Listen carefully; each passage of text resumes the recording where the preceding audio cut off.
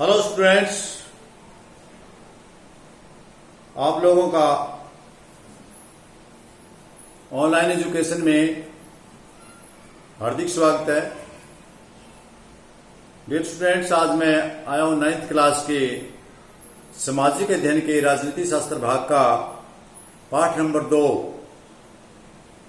लोकतंत्र क्यों और ये लोकतंत्र क्या होता है। दोबारा सुने, आपका पाठ का नाम है लोकतंत्र क्या है और लोकतंत्र क्यों जरूरी है या लोकतंत्र क्यों। इस पाठ का अध्ययन करने के लिए मैं आपके सामने आया हूं लेके टॉपिक, तो आप बच्चे इसका अध्ययन करेंगे, सीखेंगे। तो डियर स्टूडेंट्स, सबसे पहले आपको बता दें कि क्योंकि मैं सिर्फ इसके अभ्यास के प्रश्न करा रहा हूं, आपको रीडिंग बुक की रीडिंग करनी है, उसको मनन करना है, पढ़ना है ध्यान से, और फिर वीडियोज को देखकर आपने प्रश्न ध्यान करने याद करने हैं। तो इसका अभ्यास का जो हम चलते हैं, अभ्यास को लेकर के पहला प्रश्न है हमारा, जो प्रतिनिधि लोकतंत्र वो क्या होता है। प्रतिनिधि का मतलब होता है अपने में से कुछ लोगों को आगे लेकर आना और उनके द्वारा सरकार चलाना। तो प्रतिनिधि लोगों द्वारा चुने हुए जो प्रतिनिधि शासन चलाते हैं, लोगों में अपने में से कुछ लोगों को चुन करके हम आगे भेज देते हैं, फिर वो शासन चलाते हैं, उसको हम प्रतिनिधि लोकतंत्र शासन कहते हैं। दूसरा प्रश्न है इसमें, तानाशाह। तानाशाह क्या होता है? तानाशाह का मतलब होता है किसी एक ही व्यक्ति द्वारा शासन चलाना, उससे एक ही व्यक्ति का अपना शासन होता है, उस अपने एक आदमी की मर्जी चलती है, जो उसने बोल दिया वही कानून होता है। सारी शक्तियां, असीमित शक्तियां सारी एक ही व्यक्ति के पास होती है। इसके बाद ये जैसे प्रश्न आपसे पूछा जा सकता है कि तानाशाह क्या है या ऊपर मुझे प्रतिनिधि शासन क्या होता है, तो इन्हीं लाइनों के माध्यम से आपको इनके प्रश्न मिल जाएंगे, उत्तर मिल जाएंगे। जो तीसरा है वो आपका लोकतंत्र शासन अधिक जवाबदेह अन्य से क्यों है।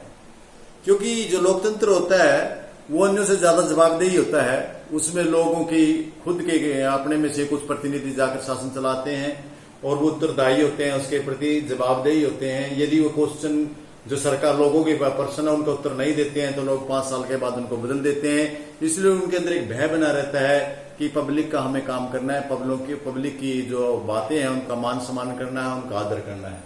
इसके बाद जो अगला है हमारा वह है कि लोकतंत्र में बेहतर निर्णय लेने की संभावना क्यों बनी रहती है। क्योंकि जो लोकतंत्र होता है उसमें निर्णय लेने की हमेशा ही बेहतर निर्णय लेने की संभावना बनी रहती है। उसमें कोई एक आदमी निर्णय नहीं लेता, बल्कि पूरी कमेटी कुछ लोगों द्वारा निर्णय लिया जाता है। हो सकता है कि निर्णय लेने में कुछ देरी लग जाए, लेकिन बेहतर निर्णय आने की संभावना होती है। एक आदमी की सोच एक ही होती है, एक आदमी की एक सोच होती है, तो उनमें से अच्छी बातें भी निकल करके आती हैं। इसलिए लोकतंत्र है वह निर्णय लेने की संभावनाएं अन्य शासनों की अपेक्षा बेहतर होती है, ज्यादा संभावना होती है। इसके बाद लोकतंत्र में गलती सुधारने का भी मौका मिलता है। दूसरों में उसने जो भी कह दिया, तानाशाह वगैरह दूसरी सरकार उनमें वही इंप्लीमेंट हो गया, चाहे वो गलत निर्णय है, लेकिन एक बार जो हो गया तो हो गया। एग्जाम्पल के लिए, यदि किसी अपराध के लिए तानाशाह ने उसको फांसी की सजा दे दी है तो उसको दे दी, गलती नहीं सुधारी जा सकती। लेकिन यदि लोकतंत्र है तो उसमें उसके ऊपर केस चलता है, उसके ऊपर निर्णय लेने पर दोबारा सोच विचार किया जाता है और गलती सुधारने का मौका मिल जाता है। इसके बाद लोकतंत्र शासन नागरिकों के सम्मान को भी बढ़ाता है। लेकिन स्टूडेंट्स, ये विशेषताएं भी है। यदि आपसे पूछा जाए कि लोकतंत्र की विशेषताएं क्या है, तो ये साथ में आपकी विशेषताएं भी और साथ में आपके अभ्यास के छोटे प्रश्न भी हो रहे हैं कि लोकतंत्र है वो उसमें नागरिकों का सम्मान बढ़ता है, आदर भाव बढ़ता है उनका, लोकतंत्र लोगों का। इसके बाद आपका चीन में हमेशा ही कौन सी पार्टी का शासन बनता रहता है?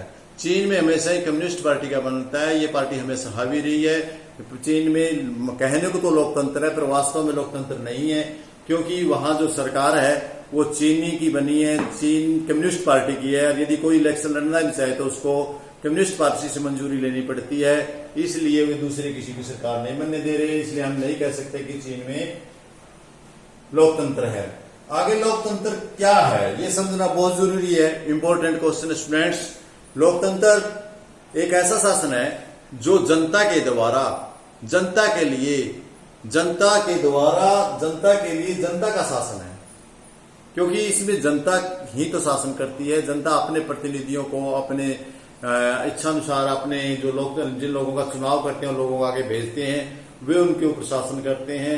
उन्हीं में से कुछ लोग होते हैं, हर किसी को अवसर मिलता है, हर किसी को सरकार बनाने में भागीदारी होती है। 18 साल से ऊपर का हर व्यक्ति इसमें अपनी हिस्सेदारी मत के जरिए प्रदान करता है।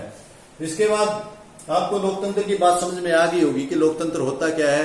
फिर भी मैं बता देता हूं कि ये जनता का, जनता के द्वारा, जनता के लिए शासन होता है। इसमें वास्तविक राजा जनता ही होती है, प्रधानमंत्री इसका प्रतिनिधित्व करता है। इसके बाद हमारा आगे है प्रश्न नंबर 2। प्रश्न नंबर 2, क्या चीन एक लोकतांत्रिक देश है? स्पष्ट करें। मैंने पहले बताया कि चीन लोकतांत्रिक देश नहीं है, हम इसको नहीं मान सकते। क्यों नहीं मान सकते? क्योंकि चीन में कहने को तो, दिखावे में तो लोकतंत्र है, लेकिन वहां पर आज तक हमेशा कम्युनिस्ट पार्टी की सरकार ही बनती आई है। और यदि कोई भी दूसरी पार्टी इलेक्शन लड़ना भी चाहे तो उसको कम्युनिस्ट पार्टी से इजाजत लेनी पड़ती है, मंजूरी लेनी पड़ती है। और वो ऐसा नहीं चाहते कि यदि कोई विपक्ष में इतनी ठोस पार्टी हो कि वो उनको हरास के उसको मंजूरी दें। इसलिए चीन में हमेशा ही रही है, तो वो हम इसको लोकतांत्रिक देश मानने के लिए तैयार नहीं है। प्रश्न नंबर 3 आपका, तानाशाह शासन प्रणाली की क्या विशेषताएं हैं? तानाशाह के बारे में मैं छोटे प्रश्नों में पहले भी आपको बताया कि तानाशाह है वो तो एक ही व्यक्ति का शासन होता है, जैसे चाउपिंग, और इस शासन में उसी व्यक्ति के बाद असीमित आवश्यकताएं, असीमित शक्तियां उसी एक ही व्यक्ति के पास होती है, और इसमें उसे एक ही व्यक्ति का गुणगान किया जाता है। लोग भयभीत होते हैं, लोग डर के मारे उसी व्यक्ति के इशारे पर नचते हैं, और वो व्यक्ति ही शासन चलाता है। और नागरिकों के इसमें शासन में कोई अधिकार नहीं होता, सिर्फ सारे के सारे अधिकार एक ही व्यक्ति के पास होते हैं। इस कारण से वो अपनी मनमानी करता है और अच्छे निर्णय लेने की संभावना कम होती है। दूसरा है आपका, गैर लोकतांत्रिक की तुलना में लोकतंत्र सरकार बेहतर क्यों है? ये स्पष्ट करें। तो स्टूडेंट्स, ये प्रश्न बड़ा इंपॉर्टेंट है, परीक्षा की दृष्टि में आपसे आता भी रहता है कि हम पूरे विश्व में यदि कोई शासन प्रणाली सबसे बेहतर है तो है लोकतंत्र। लोकतंत्र बेहतर प्रणाली क्यों है? क्योंकि इसमें जिम्मेवार सरकार, उत्तरदायी सरकार बनती है।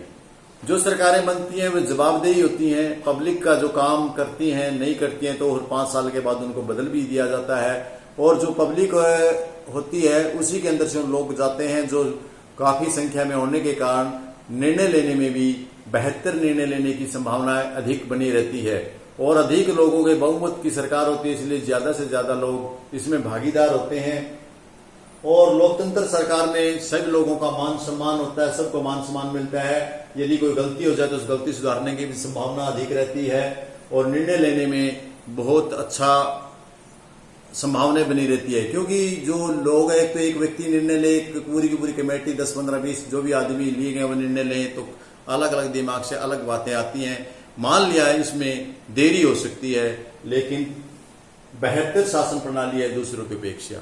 तो इस प्रकार स्टूडेंट्स, आज आपका लोकतंत्र के अभ्यास के कुछ प्रश्न कराए, जो हमारा पार्ट 1 था। पार्ट 2 में हम इससे जो अभ्यास के हमारे से बच गए प्रश्न का अध्ययन करेंगे। तो आज आपने इतना ही काम करना है। सबसे पहली बात, लोकतंत्र और तानाशाह, इन 2 शब्दों का अर्थ आपको अच्छी तरह से समझ में आ जाना चाहिए, और आपको पाठ की अच्छे से रीडिंग करनी है। इन्हीं शब्दों के साथ मैं अपनी वाणी को विराम देता हूं। मिलता हूं कल फिर आपको इसके सेकंड पार्ट में।